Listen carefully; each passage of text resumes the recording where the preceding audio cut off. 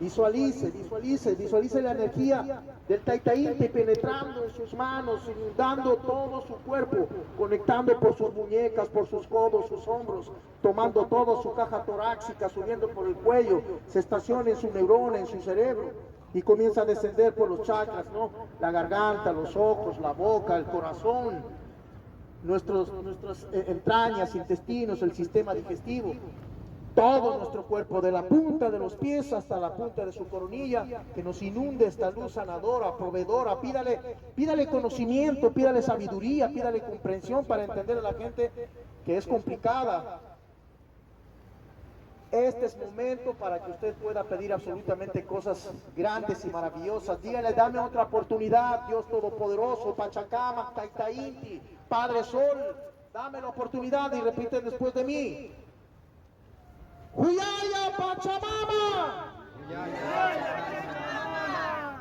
Huyaya Taita Inti, Yupaychani Taita Inti,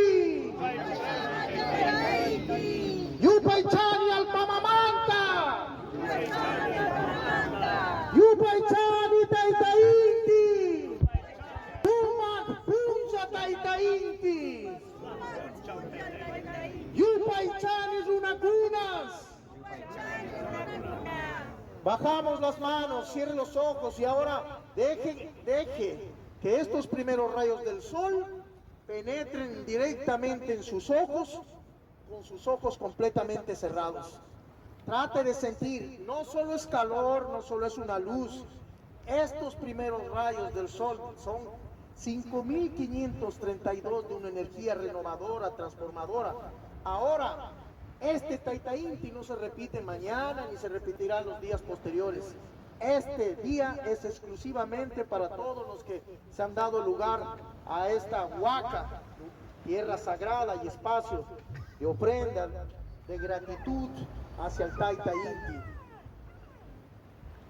Respiramos profundo, sienta al Taita Inti que penetre, pídale todo lo que pueda pedirle.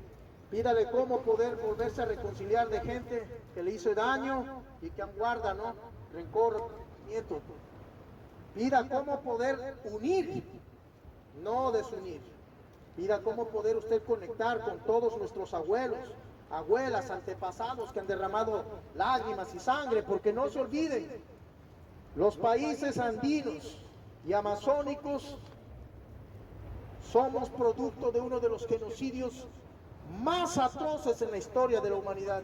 El descubrimiento de América es uno de los crímenes y holocaustos más atroces cometidos